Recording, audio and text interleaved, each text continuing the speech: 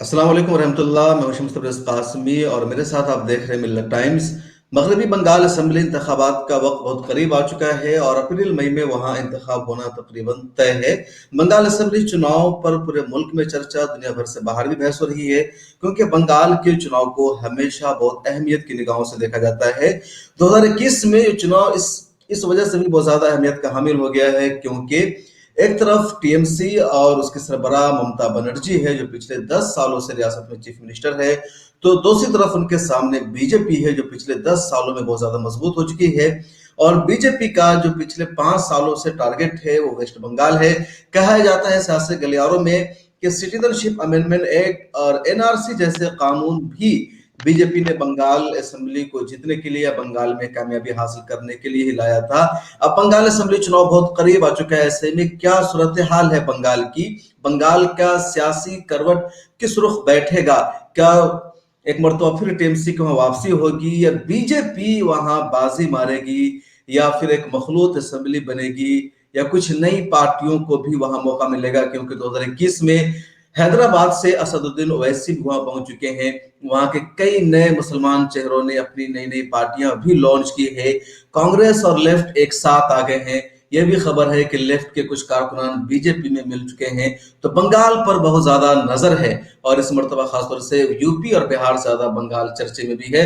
तो इसी बंगाल असेंबली चुनाव पर हम आज बहस करने जा रहे हैं। हमारे साथ इस शो में जनाब डॉक्टर नौशाद मोमिन साहब मगरबी बंगाल से ताल्लुक रखते हैं और बंगाल की सियासत पर, वहां के मसाइल पर आपकी गहरी नजर है।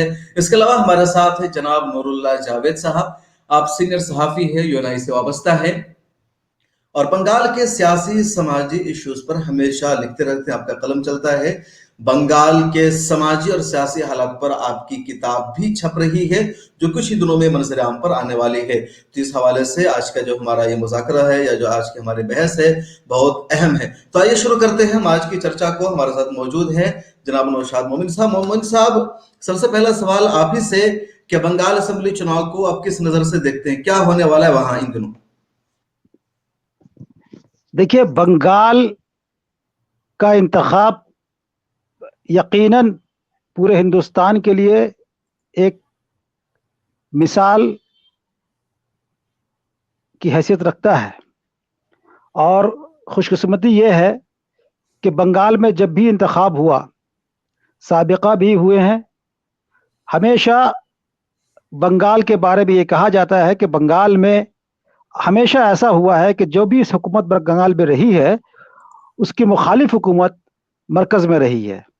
लेफ्ट की हुकूमत तकरीबन 35 बरसों तक थी और उन 35 बरसों तक मरकज़ में कांग्रेस की हुकूमत थी। और एक अगर टर्म को अगर जोड़ दिया जाए तो उसमें भी भारतीय जनता पार्टी की हुकूमत थी। उसके बाद जब तृणमूल कांग्रेस ने हुकूमत बनाया, उस वक्त भाजपा की हुकूमत थी या कांग्रेस की हुकूमत थी। तो हमेशा बंगाल के साथ हमेशा ये हुआ है कि कभी भी ऐसा मौका नहीं आया है 77 के बाद से कि बंगाल में जिसकी हुकूमत हो उसकी हुकूमत मरकज में भी हो। अब शायद इसी के पेश नज़र भारतीय जनता पार्टी ने अपनी तमाम तर कुव्वतें बंगाल को फतह करने के लिए लगा दी हैं। बहरहाल ये तो वक्त बताएगा कि यहाँ के लोग किसके हक में अपनी राय देते हैं, लेकिन इतना ज़रूर है कि बंगाल में जमहूरी अक़दार की कदरें जो हैं हमेशा मजबूत रही हैं और यहाँ के लोग नहायत ही महज़ब और फ़िरक़ावाराना हम आहंगी की बेहतरीन मिसाल पेश करते हैं। लिहाजा ये तवक्को की जा सकती है कि जो ख्वाब भारतीय जनता पार्टी ने देखा है, शायद वो ख्वाब कम अज़ कम इस वक्त कामयाब होता या नज़र नहीं आता है। हमारे साथ नूरुल्लाह जावेद साहब सीनियर सहाफी हैं, बंगाल के हालात पर गहरी नजर रखते हैं और इनकी किताब भी आने वाली, जैसा कि मैंने कहा। नूरुल्लाह जावेद साहब, मगरबी बंगाल में इन दिनों कैसा सियासी माहौल है? क्या कुछ हो रहा है आजकल वहां? चूंकि किसान आंदोलन है तो इसकी वजह से भी ज्यादातर खबरें हम लोगों तक नहीं पहुंच पाती। सारी तवज्जो हम लोगों की भी किसान आंदोलन पर है। तो क्या कुछ हालात है अभी वहां के? शुक्रिया। सबसे पहले मगरबी बंगाल का इलेक्शन हमेशा जो हुआ है, हमेशा हसास इलेक्शन होता रहा है यहाँ पे। और पूरे हिंदुस्तान में इस मरतबा बिहार असेंबली इलेक्शन हुआ, एक भी आदमी की वहां मौत नहीं हुई, लेकिन बंगाल में आज से ही मतलब 2 महीना पहले से लोगों के मरने का सिलसिला शुरू है। तो इससे ये साबित होता है कि मगरबी बंगाल का इलेक्शन इस मरतबा बहुत ही ज्यादा हसास और बहुत ज्यादा गंभीर होने वाला है। जहां तक सियासी माहौल की बात है, इस मरतबा बीजेपी ने पूरी ताकत पूरे तंत्र के साथ मैदान में आ गई है, और अभी नहीं आई है बल्कि 2018 से ही बीजेपी यहाँ पे कैंप लगाई हुई है, और हर महीने कोई बीजेपी के बड़े लीडर यहाँ पे आ रहे हैं। इसलिए बीजेपी के लीडरों की आमद और आरएसएस के बड़े बड़े लीडरों का कैंप लगा लेना, तो उसको बहुत आसानी से रिलेट नहीं कर सकते कि भाई बीजेपी नहीं आ पाएगी। मेरे ख्याल से बीजेपी ने बंगाल में जो माहौल आया है, और जिस तरीके से न और मीडिया की मदद उनको मिल रही है, और बिलखुसूस सोशल मीडिया के जरिए, तो इससे ये अंदाजा हो रहा है कि बीजेपी एक बहुत बड़े चैलेंज के साथ सामने आ रही है। अब जहां तक इम्कानात की बात है, तो इस वक्त जितने 1-2 सर्वे में बीजेपी को पीछे दिखाया गया है, लेकिन बहुत ज्यादा पीछे नहीं दिखाया जा रहा है। तो इसलिए खतरा बरकरार है कि बीजेपी बंगाल में आ सकती है। चूक इसलिए आ सकती है कि जो तीसरी ताकत थी लेफ्ट और कांग्रेस की, इस मरतबा इंतहाई कमजोर बन गई है। और अब तक मतलब इलेक्शन में सिर्फ 2 महीने बाकी रह गए हैं, उन दोनों पार्टियों के दरमियान सियासी इत्तेहाद नहीं हुआ है, और इन दोनों का भी जो वोट बैंक है वो मुस्लिम वोट बैंक पर ही मुनहसिर है, जो ममता बनर्जी का भी वोट बैंक है। तो अगर मुस्लिम वोट इन दोनों जमातों में, कांग्रेस इत्तेहाद में और ममता बनर्जी के दरमियान तकसीम हुआ, तो इस जाहिर बात इसका फायदा बीजेपी इस पर उठा लेकर जाएगी। अच्छा नूरुल्लाह जावेद साहब, आपने अपनी गुफ्तगू में भी ये कहा, तो बजाय इसके हम आगे बात को बढ़ाए, जरा से ये जानना चाहेंगे कि मुस्लिम वोट बैंक पर इंसार है, मुसलमानों की सियासी ताकत बंगाल में कितनी है, कितना मुसलमानों का वोट फीसद है, और कितनी ऐसी असेंबली है जहां मुसलमानों के वोट पर ही किसी की हार और जीत का फैसला होता है?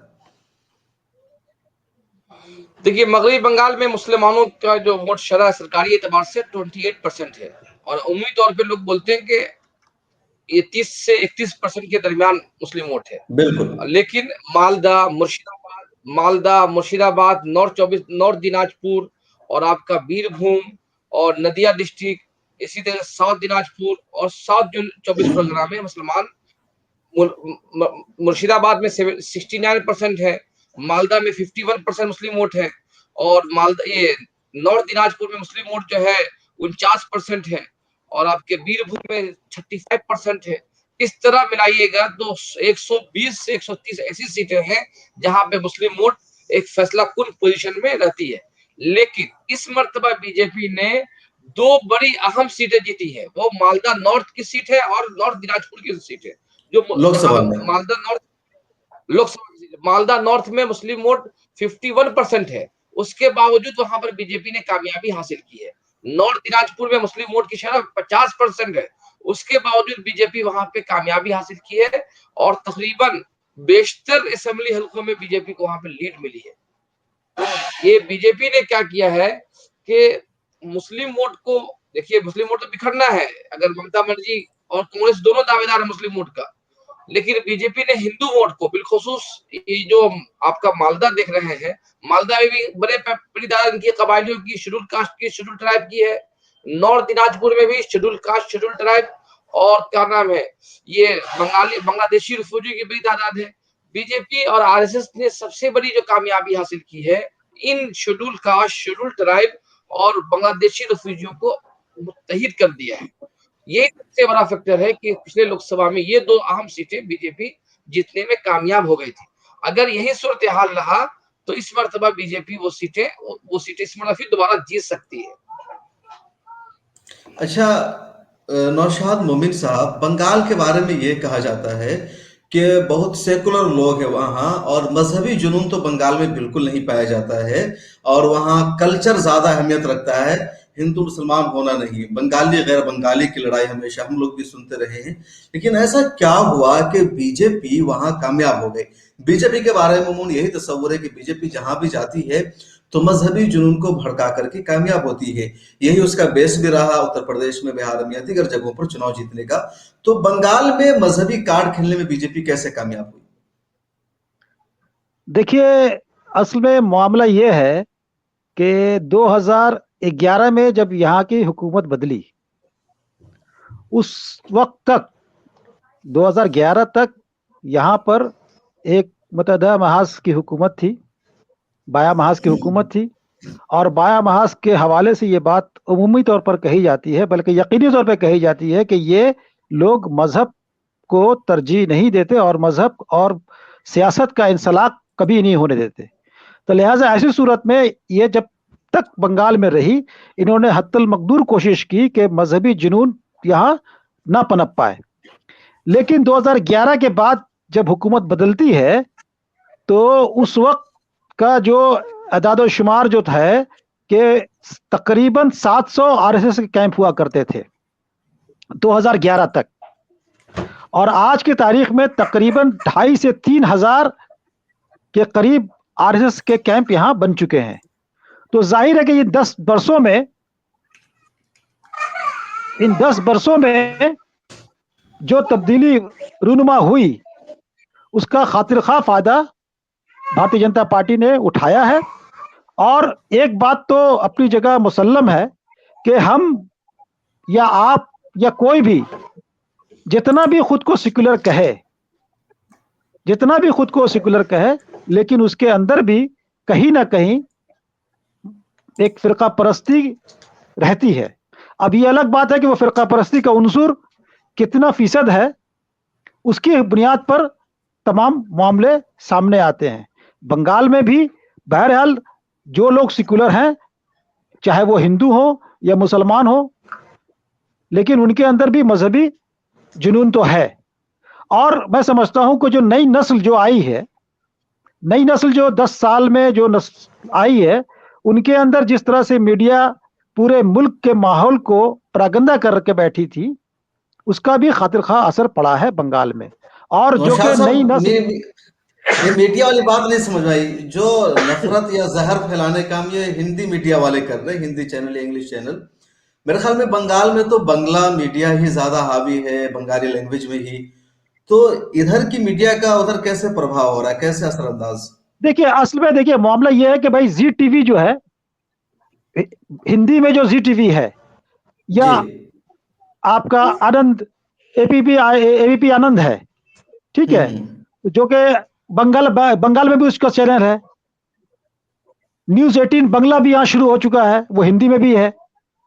रिपब्लिक भारत बांग्ला भी यहाँ शुरू हो चुका है।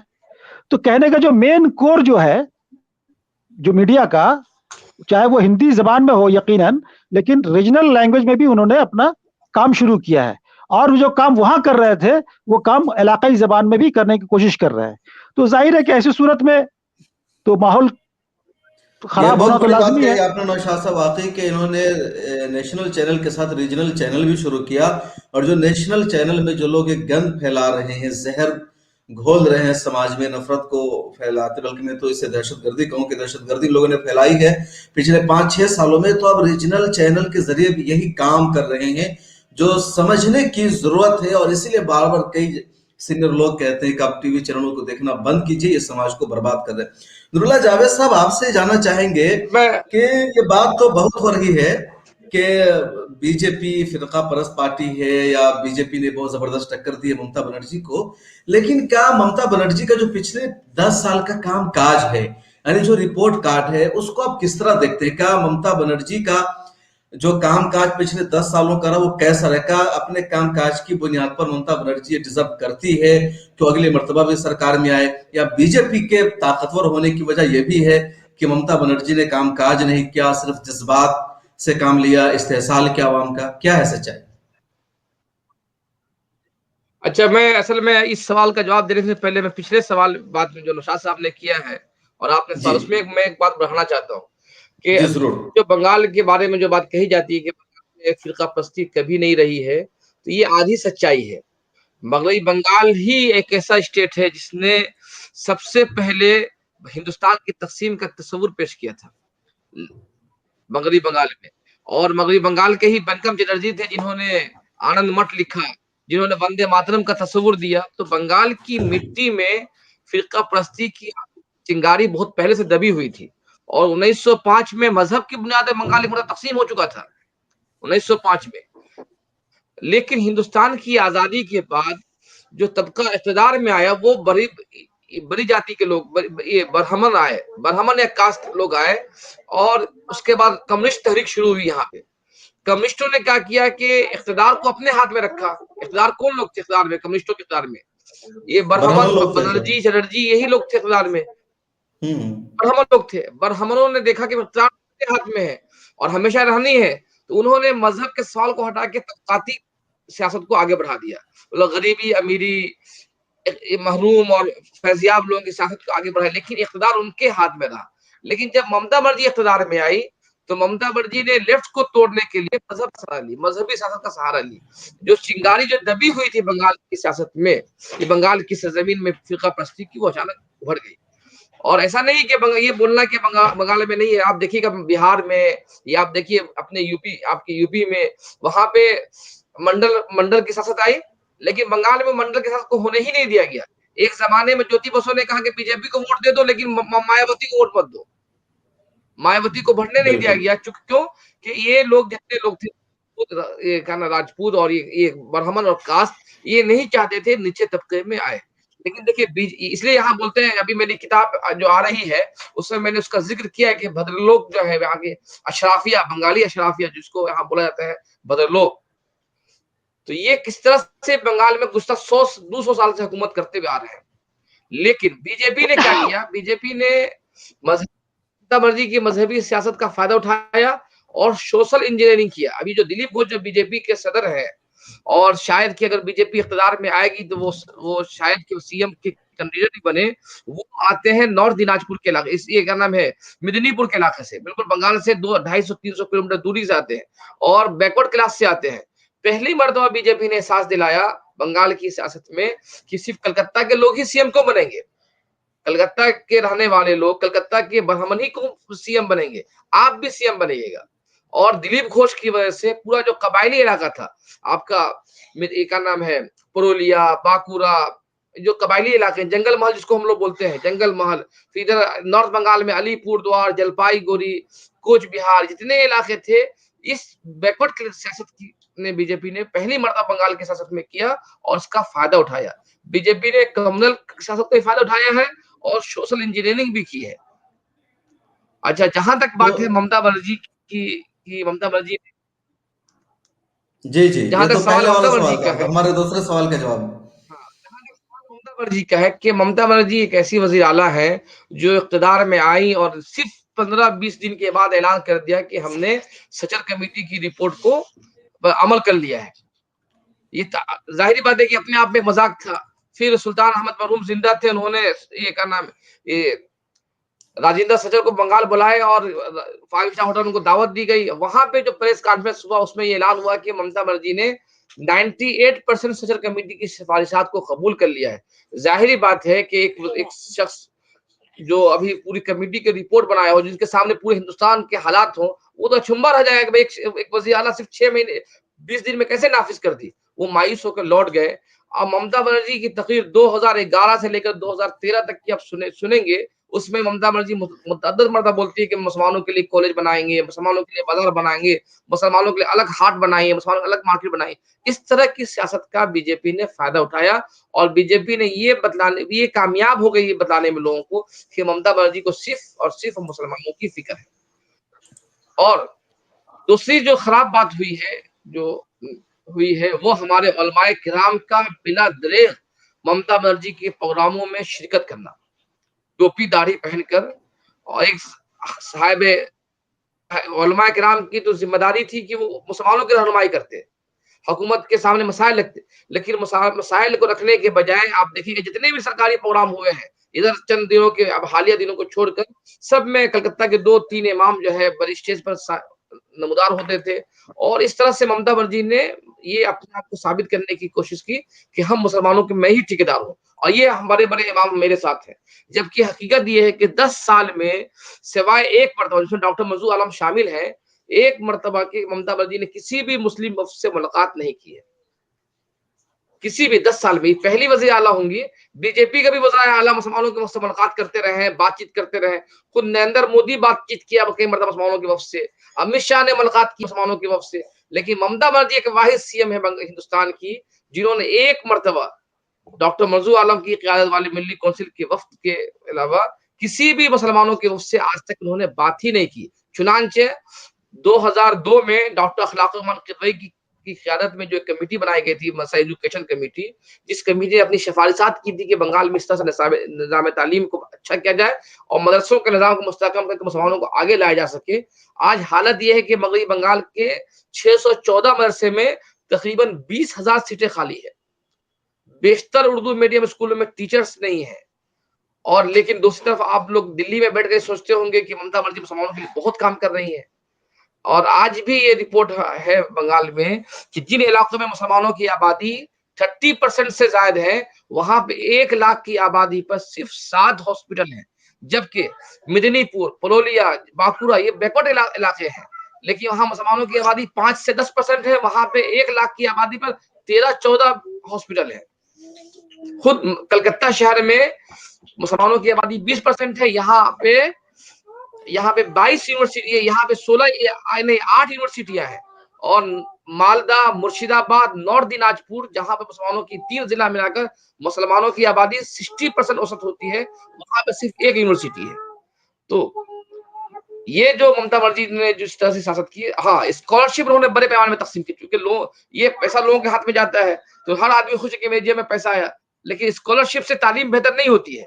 आपको अच्छा तालीम बेहतर नूरुल्लाह होने के साहब, लिए ये जरूरी है कह रहे थे कि ममता बनर्जी ने आने के बाद ये कहा था कि हम सशर कमेटी को नाफिज करने जा रहे हैं, ये बनाने जा रहे हैं, तो उन्होंने सिर्फ ऐलान किया या उस पर अमल भी हुआ कुछ उनके 10 सालों में? अगर उनसे जब बात कीजिए टीएमसी के लीडरों से जब बात करेंगे तो वो तो ममता बनर्जी ने खुद 15 दिन के बाद, वही तो मैंने कहा कि इख्तिदार में आने के 15 दिन के बाद उन्होंने ऐलान कर दिया कि हमने नाफिज कर दिया है। इसमें अब कोई बातचीत नहीं होगी, हमने कर दिया है। आज तक किसी मुस्लिम लीडर ने सवाल ही नहीं पूछा कि दीदी आपने क्या किया। मैं एक मिसाल देना चाहता हूँ कि जब ममता बनर्जी इख्तिदार में नहीं आई थी तो नौशाद साहब कलकत्ता में बहुत पुराने रहते हैं मुझसे पहले, मैं तो 2006 में आया कलकत्ते में। तो कलकत्ता में आए दिन वक़्फ़ प्रॉपर्टी को के घोटाले को लेकर यहाँ पे धरना एहतजाज होते थे। उस धरना और एहतजाज की लीडरशिप जो है तृणमूल कांग्रेस के मौजूद जो मुस्लिम लीडर हैं इस वक़्त, सुल्तान साहब का इंतकाल हो गया, सुल्तान साहब, जावेद अहमद खान, सिद्दीकुल्लाह चौधरी, ये लोग करते थे। आए दिन धरना होता था कि ये घोटाले की जाँच होनी चाहिए। यहाँ पे बड़े पैमाने पूरे हिंदुस्तान में सबसे ज़्यादा वक़्फ़ प्रॉपर्टी अभी बंगाल में है। आज मगरबी बंगाल का गवर्नर हाउस वक़्फ़ प्रॉपर्टी का है। ये मालवीय ये शराब की सबसे बड़ी कंपनी वक़्फ़ प्रॉपर्टी पे है। और यहाँ का जैसे हिंदुस्तान का सबसे ज्यादा गोल्फ क्लब जो है वक़्फ़ प्रॉपर्टी पे। लेकिन आज मगरबी बंगाल की सियासत से वक़्फ़ का सियासत खत्म हो गई हुई है। ममता ने वादा किया कि हम सीबीआई कराएंगे, सीबीआई नहीं हुआ। क्यों नहीं हुआ? क्योंकि जितने चोर बैठे हुए थे वक़्फ़ के चोर लोग, सब इनकी पार्टी में शामिल हैं इस वक्त। अच्छा नूरुल्लाह साहब, आपने कहा कि उर्दू टीचर्स की बहाली नहीं, मदरसों में बहाली नहीं कराई इन्होंने, लेकिन ये भी खबर है कि ममता बनर्जी ने मस्जिदों के इमामों को तनख्वाह देना शुरू किया है। जो मुसलमानों का इज्तिमा होता है उसमें ममता बनर्जी जाती है, मुसलमानों के साथ बड़ी मोहब्बत के साथ मिलती है, उनसे घुल मिल करके रहती है, मतलब कहीं पर एहसास नहीं होने देती मुसलमानों की कि आप अलग हैं, हम आपके साथ हैं। हाँ, ये देखिए इमाम को तनख्वाह देने का जो फैसला था, ये मगरबी बंगाल की सियासत का टर्निंग पॉइंट है और ये सबसे भयानक फैसला था। और आपको ताज्जुब होगा कि जिन जमाने में बंगाल में ये इमाम को तनख्वाह देने का फैसला हुआ, उसी जमाने में जमीयत उलमा के सदर मौलाना अरशद मदनी कलकत्ता तशरीफ लाए थे और उन्होंने एक कॉन्फ्रेंस में उनसे किसी ने सवाल पूछा कि ये जो यहाँ तनख्वाहें दी जा रही है, इस तरह की तनख्वाहें यूपी में क्यों नहीं दी जा रही हैं? आप लोग यूपी में तहरीक चला के अखिलेश यादव को मजबूर करें कि वहां के भी इमाम को तनख्वाहें दे। तो मौलाना अरशद मदनी ने कहा था कि आज तो आपको अच्छा लग रहा है, लेकिन ये चीजें आपको कल होकर नुकसान पहुंचाएगी। और वाकईतन ये नुकसान पहुंचाई और ममता बनर्जी ने उसका ये करने के लिए, ये क्या नाम है, भरपाई करने के लिए अब पंडितों को तनख्वाह देना शुरू किया। अब पुरोहित को तनख्वाह देना शुरू किया, कब्रिस्तान ये हिंदू गुमराह कब्रिस्तानों में देना शुरू किया। तो इस तरह से उसके अब टर्निंग पॉइंट। लेकिन अगर ममता बनर्जी इमामों को तनख्वाह देने के बजाय मुस्लिम इलाकों में स्कूल कायम करती और मुस्लिम और इंफ्रास्ट्रक्चर को बेहतर करती, तो मेरे ख्याल से मुसलमान ज्यादा उनके ममनून होते। यही वजह है कि आज कलकत्ते शहर में उर्दू जो बोलने वाले मुसलमान हैं, उनको वो शायद कि ममता बनर्जी के साथ खड़े हुए नजर आ रहे हैं।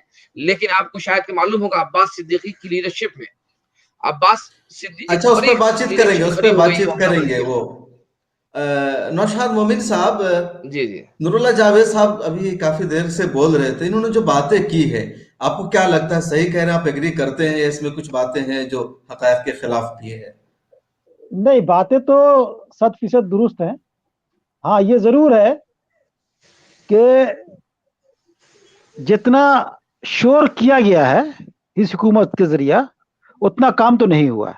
ये तो अपनी जगह हकीकत है।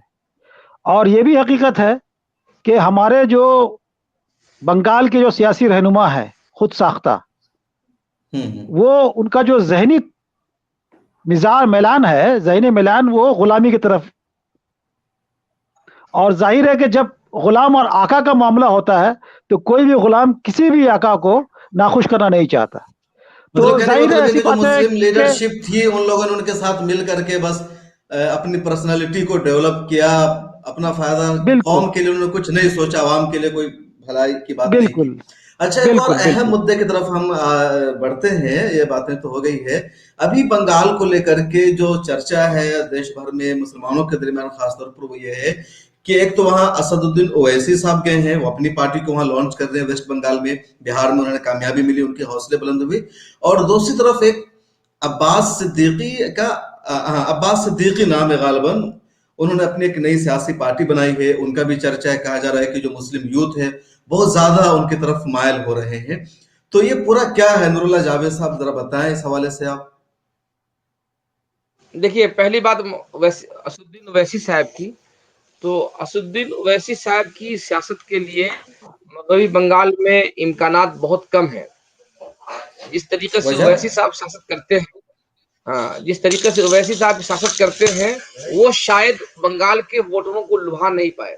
नंबर एक, यही वजह है कि उन्हें इस बात का एहसास था, इसलिए वो गुज़िश्ता साल मतलब दिसंबर में वो अचानक मगरबी बंगाल का दौरा करते हैं और फुरफुरा शरीफ में जाकर अब्बास सिद्दीकी से मुलाकात करते हैं और अब्बास सिद्दीकी को ये बोलते हैं कि हम आपकी लीडरशिप में इलेक्शन लड़ेंगे। जबकि ओवैसी साहब का ये माइंड नहीं है, मिजाज नहीं है इस तरह की बातें करने का, इस तरह के साथ नहीं करने। वो कहीं पर भी किसी को खातिर में नहीं लाते हैं।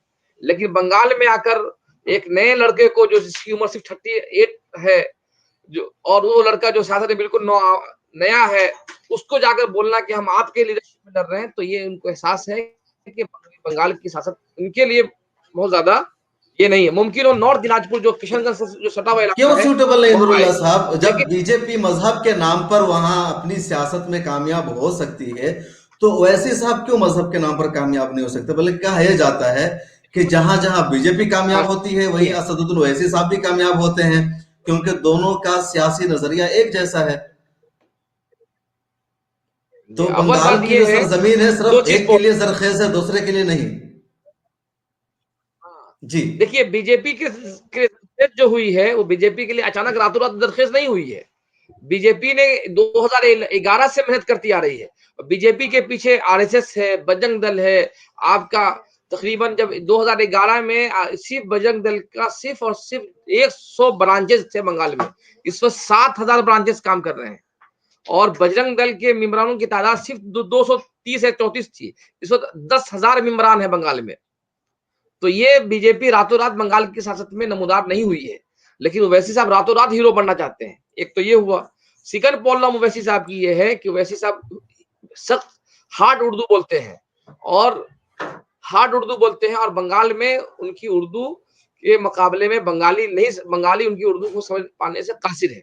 नंबर दो, उर्दू के तई बंगाली मुसलमानों में एक तरह की तासुब भी पाई जाती है। बांग्लादेश का जो तकसीम हुआ 70 की दहाई में, वो तासुब आज भी उर्दू के तई है। इसी वजह से जब ओवैसी साहब बंगाल में कदम कर रहे थे, तो तृणमूल कांग्रेस के सीनियर मुस्लिम लीडर मेंबर पार्लियामेंट सौगता राय, डॉक्टर सौगता राय जो प्रोफेसर है, उन्होंने एक जुमला बोलकर उनकी सियासत को बिल्कुल खारिज करने की कोशिश की कि हम ओवैसी बाहर से आ रहे हैं, हैदराबादी आ रहे हैं। ये एक तरह से ये बंगाली जो सभ्यता है, बंगाली सभ्यता है। और यही वजह है बीजेपी को जो सबसे बड़ा चैलेंज पेश हो रहा है इस वक्त, ममता बनर्जी जो चैलेंज पेश कर रही है बीजेपी के लिए, राह मुश्किल कर रही है, वो ये बाहरी मुद्दा उठा रही है। आज भी ममता बनर्जी ने तकरीर में आज एक तकरीर कर रही थी, आज मैं रिपोर्टिंग करने गया था, वहां भी यही जुमला बोल रही है कि अब हम बंगाली करेंगे। बंगा तो अव्वल तो वैसी साहब के बंगाली नहीं है, उर्दू सख्त बोलते हैं, उर्दू के तई बंगालियों में थोड़ा बहुत ज्यादा तासुब है। सेकंड बात, बिहार में कामयाबी में एक बड़ी वजह अख्तरुल इमान साहब की शख्सियत थी, और अख्तरुल इमान आज नमूदार नहीं हुए हैं, नो बिहार के डाउट, साथ में एक तवील उनके पास तजुर्बा है, लड़ते हुए आ रहे थे, दो और दहाई वैसे से अगर मौजूद अख्तरुल हैं। इमान शायद नहीं होते तो वैसे नहीं होते, तो बंगाल में ओवैसी साहब के पास कोई ऐसा चेहरा नहीं है जो अख्तरुल इमान का की नुमाइंदगी कर सके। तो ये इसलिए ओवैसी साहब के लिए इस वक्त इस जो इलेक्शन है इसमें हालात साजगार नहीं है ओवैसी साहब के लिए।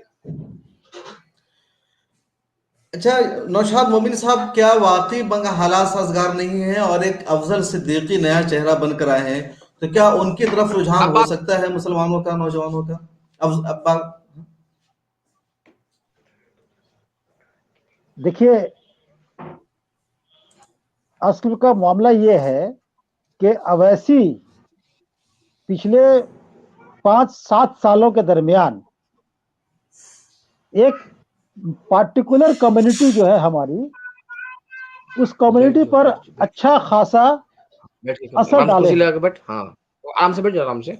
और ये अब उठा असरात के इसलिए थक भी गया था। पड़े हैं कि उन्होंने पार्लियामेंट में जिस तरह से मुस्लिम मसाइल पर और मुस्लिम मामलात पर गुफ्तगू की हैं, वो यकीनन काबिल सताइश हैं, और उसके अच्छे असरात मुसलमानों पर पड़े हैं। अब ये अलग बात है कि किसी को कामयाबी मिलती है या नाकामी मिलती है, ये तो आने वाला दिन बताएगा। लेकिन इतना जरूर कहा जा सकता है कि अवैसी के असरात बंगाल में हुए हैं, पड़े हैं, और इसका जो खातिर खा नतीजा जो है वो इलेक्शन में भी नजर आएगा। और इसी जो पोलराइजेशन जो होगा, मुसलमानों की वोटों की जो तकसीम होगी, उस तकसीम से ही भारतीय जनता पार्टी को फायदा होगा, ये मुझे लगता है। लिहाजा ये कह देना कि कामयाबी नहीं होगी, ये तो कबल अज वक्त होगा। बिल्कुल सही, अभी ना हो अगले इलेक्शन में हो, चूंकि बिहार में भी उन्हें 5-6 साल के बाद ही कामयाबी मिली है, वरना 2015 में ही गए थे तो जमानत जब्त हो गई थी, सारे 6 उन्होंने उतारे थे, लेकिन 2020 में उन्हें जीत मिली। बहरहाल बिल्कुल। अफजल अफजल अब्बास। अब्बास हाँ, अब्बास सिद्दीकी जो है वो कितने असरअंदाज हो सकते हैं नूरुल्लाह साहब? क्या वो भी ममता बनर्जी को नुकसान पहुंचा सकते हैं, या ये सब ऐसे ही साबित होंगे जैसे हर चुनाव में कई सारी पार्टियां हो जाती है, लोग चुनाव लड़ते हैं, जमानत जब्त करा लेते हैं? देखिए, पहली बात यह कि अब्बास सिद्दीकी को समझने के लिए उनके खानदान के पस मंजर को समझना होगा। अब्बास सिद्दीकी का ताल्लुक फुरफुरा शरीफ से है। उनके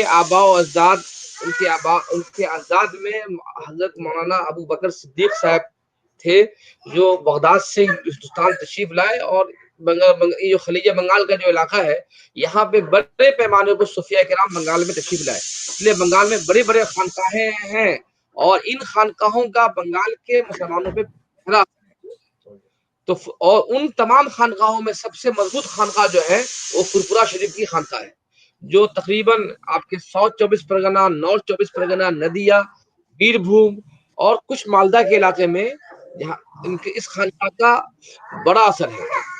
एक नंबर 2, अब तक ये जो खानका थी फुरफुरा शरीफ की जो खानका सिर्फ मिलाद पढ़ने तक या मुसलमानों तक महदूद होती थी, लेकिन 2011 में इस खानका के एक शख्स थे क्या नाम, ताहा सिद्दीकी साहब। ताहा सिद्दीकी साहब नमूदार हुए, और उन्होंने एक मजबूत इसको अपने खानदानी पीरी को एक सियासी शक्ल दी। लेकिन वो जो शक्ल देते देते वो क्या हो गए कि वो सियासतदानों के पीछे चलने लगे। अब उन्हीं के भतीजे अब्बास सिद्दीकी ने एक नई सियासत शुरू की। वो सियासत ये शुरू की, अभी हाल ही में 2 साल पहले भांगर में एक पावर प्लांट को लेकर हंगामा हुआ, और मुसलमानों को टीएमसी के मुस्लिम लीडरों ने मारा बड़ी पैमाने पर, क्योंकि मुसलमानों की जमीन छीनी गई थी। तो अब्बास सिद्दीकी साहब वहां आए और मुसलमानों की लड़ाई लड़ी वहां पे। तो इस तृणमूल कांग्रेस के मुस्लिम लीडरों ने, शौकत मुल्ला, अराबुल इस्लाम, ये लोग गुंडे हैं, सीपीएम के जमाने भी गुंडे थे, आज भी गुंडे हैं, लेकिन आज टीएमसी के साथ हैं। इन लोगों ने अब्बास सिद्दीकी पे हमला किया। तो इस तरह से तो अब्बास सिद्दीकी साहब ने गुज़िश्ता 3 साल में ये समझना होगा। देखिए, अब्बास सिद्दीकी साहब बंगाल, उनका जो पूरा खानदान है, ये खानदान बंगाल के दही इलाकों की नुमाइंदगी करती है, अशराफिया की नुमाइंदगी नहीं करती है। मुसलमान जो डॉक्टर इंजीनियर है उन पर उनका कोई असर नहीं, लेकिन जो जाहिल है, जो अवाम है, उन पे उनका इतना असर है कि लोग उनके घर को चुन के चले जाते हैं। तो इसलिए अब्बास सिद्दीकी, यही वजह है कि इस वक्त लेफ्ट और कांग्रेस दोनों ने इनकी तरफ इत्तेहाद का हाथ आगे बढ़ाया है। और अब तक जो खबर है, अंदरूनी खाना खबर ये है कि इन दोनों सियासी जमातों ने, कांग्रेस ने और लेफ्ट ने, इनसे सीटों की तकसीम पे बातचीत शुरू कर दी है।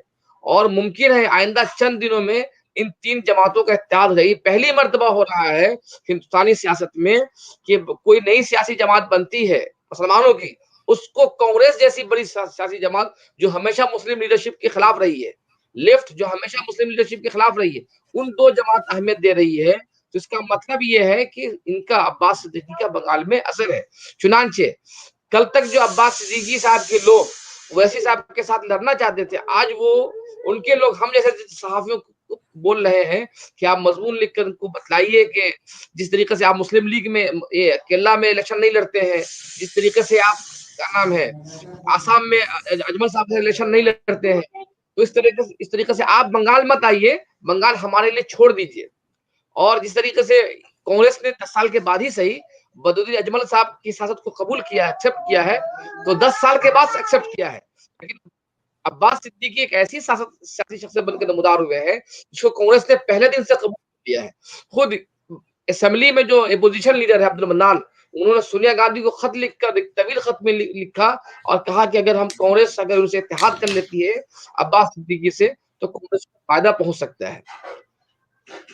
तो इसलिए ये बहुत बोलना कि अहम बात आपने सिद्दीकी साहब बताई ने है थोड़ा कि सा अब्बास सिद्दीकी वाकई एक तारीख रकम हो सकती है कि अगर पहली मर्तबा की कांग्रेस जैसी पार्टी जो हमेशा गुरूर में, तकब्बुर में रहती है, छोटी छोटी पार्टियों को कोई इंपोर्टेंस, को अहमियत नहीं देती है, वो अगर अलायंस कर लेती है तो अपने आप में एक तारीख रकम होगी। हालांकि मैंने पिछले दिनों मौलाना अजमल साहब का इंटरव्यू किया तो वहां पर मैंने जुमला कहा था कि एक पहली मर्तबा तारीख रकम हुई है कि केरला में मुस्लिम लीग के साथ आजादी के वक्त ही अलायंस हो गया था, मौलाना मोहम्मद इस्माइल थे कायद मिलत, उन्होंने कर लिया था। लेकिन आसाम में बहुत इग्नोर करने के बावजूद भी कांग्रेस को झुकना पड़ा। अब अगर बंगाल में भी कर रही है तो एक यहाँ से एक नया नैरेटिव भी बन रहा है, एक नई हिस्ट्री भी बन रही है, नजरिया भी बन रहा है कि मुसलमान भी अपने दम पर यानी अपनी पॉलिसी के मुताबिक सियासत कर सकते हैं। एक अच्छी खबर भी है। अगर ऐसा है तो वैसे साहब को भी सोचना चाहिए कि कहीं वो वोटों की तकसीम का जरिया ना बन जाए। जी कुछ कह रहे हैं नूरुल्लाह साहब? ये नहीं, अब्बास सिद्दीकी साहब से मैंने पूछा कि आपका आइडियल कौन है? वो बोलते हैं कि मेरा आइडियल मुस्लिम लीग है और मेरा आइडियल बदरुद्दीन अजमल है। मैंने कहा कैसे? इन दोनों सियासत और ओवैसी क्यों नहीं है? उन्होंने कहा कि ओवैसी साहब के बारे में हम नहीं जानते कि वो क्या, लेकिन उनका जो बयानिया है, उनकी तकरीर का जो अंदाज है, उससे हिट होता है हिंदू मुस्लिम का। और केरला की जो मुस्लिम लीग है और आपका ये आसाम की जो बदरुद्दीन अजमल साहब है, उन दो ऐसे लीडरान हैं, उनकी तकरीर का तकरीर का जो बयानिया है, वो बयानिया हिंदुओं का फिट नहीं करता है। हम बंगाल में केरला और पाकिस्तान की तर्ज सियासत को अपनाकर हिंदुओं को साथ लेकर, यही वजह है कि इनकी पार्टी में क्या नाम है अब्बास सिद्दीकी की जो सेकुलर फ्रंट बना है, उनकी पार्टी का नाम है secular front. Indian secular front में कि जो नायब सदर है वो आपके कबायली हिंदू है, तो उन्होंने जोड़ने की कोशिश की है। और यही वजह की कांग्रेस ने खुद सीताराम येचुरी बंगाल में तशरीफ लाई, सवाल पूछा था कि आप क्या अब्बास सिद्दीकी से बात करेंगे, तो उन्होंने कहा आवाज कट क्यों रही नहीं करेंगे? नूरुल्लाह उन्होंने कहा साहब। कि ओवैसी साहब। और मैंने पूछा सीताराम येचुरी से कि आप सिद्दीकी से क्यों बात करना चाहते हैं और अजमल साहब ओवैसी साहब से क्यों बात नहीं करना चाहते हैं? तो येचुरी ने कहा कि अब्बास सिद्दीकी ने जो बातें कही है, आप समझ में आता है कि वो मुस्लिम को आगे लेकर जाना चाहते हैं, लेकिन वो हिंदू मुस्लिम के साथ करना नहीं चाहते। लेकिन ओवैसी साहब की तर्ज सियासत है, लगती है, इससे बंगाल में हमें नुकसान हो सकता है। ओके, बहुत शुक्रिया। काफी लंबी बातचीत हो गई हमारी, 40 मिनट तकरीबन हो चुके। एक आखिरी सवाल करके सिलसिला खत्म करेंगे और नौशाद साहब पहले आप ही से जानना चाहेंगे कि बंगाल में अब शायद सहरुखी लड़ाई होगी। एक तरफ बीजेपी है, दूसरी तरफ टीएमसी है और तीसरी तरफ लेफ्ट कांग्रेस और अब्बास सिद्दीकी आ गए हैं। तो क्या लेफ्ट और कांग्रेस की जो सियासत है ये बीजेपी के लिए मुआविन साबित होगी? ममता बनर्जी को नुकसान पहुंचेगा या इसका कोई ज्यादा नुकसान नहीं पहुंचेगा? जो लड़ाई होगी वो इन्हीं दोनों में होगी, टीएमसी और बीजेपी में। देखिए, सबसे पहले मैं एक बात ये अर्ज कर दूं कि नूरुल्लाह जावेद साहब ने अपनी गुफ्तगू के दौरान एक बात कह दी कि लेफ्ट मुस्लिम क़यादत के खिलाफ है, कांग्रेस मुस्लिम क़यादत के खिलाफ है। पता नहीं किस हवाले से इन्होंने बात कह दी। हालांकि अगर आप ये देखिए, बंगाल में मुस्लिम जो कम्युनिस्ट पार्टी के जो अहम रहनुमा है मुजफ्फर अहमद है, महबूब जाहिदी नहीं यहाँ के मेंबर रहे। नौशाद साहब, तो ये तमाम मैं आपको बातें हैं करेक्ट ये। करूं, नौशाद साहब, जी जी इनका जी जो मुस्लिम लीडरशिप कहने का मतलब ये है कि मुसलमानों की लीडरशिप वाली पार्टियां, देखिए एक कांग्रेस की सरकार बनती है और उसने मान लीजिए किसी मुसलमान को प्राइम मिनिस्टर बना दिया, तो वो पावरफुल नहीं होगा। वो जो सोनिया गांधी या जो पार्टी का सदर कहेगा उसी के मुताबिक करना होगा। या बीजेपी ने मान लिया एक मुसलमान को, मुख्तार अब्बास नकवी को उन्होंने मिनिस्टर बना दिया, लेकिन उनके हाथ में पावर नहीं, वो करेंगे वही जो उनको ऊपर से कहा जाएगा। अब एक बदरुद्दीन अजमल है, तो वो जो फैसला करेंगे, क्योंकि वो मुख्तार है, उनके ऊपर कोई नहीं, पार्टी को सरबराह है, तो इस माना कर वो मुस्लिम लीडर कह रहे हैं। तबरेज साहब, मैं ये अर्ज कर दूं कि बंगाल में ये यकीन सही बात है कि हिंदुस्तान में किसी भी रियासत में कोई भी वजीर आला आसाम के अलावा मुसलमान नहीं रहा। और नहीं, बंगाल में रहा है, बिहार में पहले रहे हैं। जी जी, बिहार में आजादी के बाद रहे मोहम्मद अब्दुल गफूर आजादी के साहब जी बाद। रहे हैं जी, ठीक है, आजादी तो से कहने पहले का भी मतलब रहे, ये है कि आजादी के बाद। मैं ये कह रहा था कि कायम मकाम वजीर आला बंगाल में मोहम्मद अमीन साहब हमेशा रहे हैं। जब भी तेलंगाना ज्योति में भी बासु, थे डिप्टी प्राइम मिनिस्टर, हाँ कई जगह रहे हैं, तो कोई हाँ, मसला तो ये नहीं है खैर ये कोई मसला नहीं है। जी। अब ये कहने की असल बात ये है कि जो मुकाबला सहरुखी मुकाबला होने वाला है, और आपका ये सवाल था कि कम्युनिस्ट बीजेपी को फायदा पहुंचाएगी या तृणमूल को फायदा पहुंचाएगी। भाई देखिए, असल मामला ये है कि कम्युनिस्ट का तो खुद वजूद 10 सालों में कम सा गया है। हाँ, ये जरूर है कि इधर पिछले 2-3 महीने में जब से ये तहरीक शुरू हुई है किसानों की, उसके बाद कम्युनिस्ट की जो ऑर्गेनाइजेशन है, किसान जो इनकी जो तंजीम है, जली तंजीम, किसानों की जो तंजीम है, उस पर बहुत संजीदगी से काम किया जा रहा है। और कोशिश ये की गई कि तमाम रियासत के हर इलाके में, हर गांव से अच्छी खासी तादाद में लोगों को सामने लाया जा रहा है।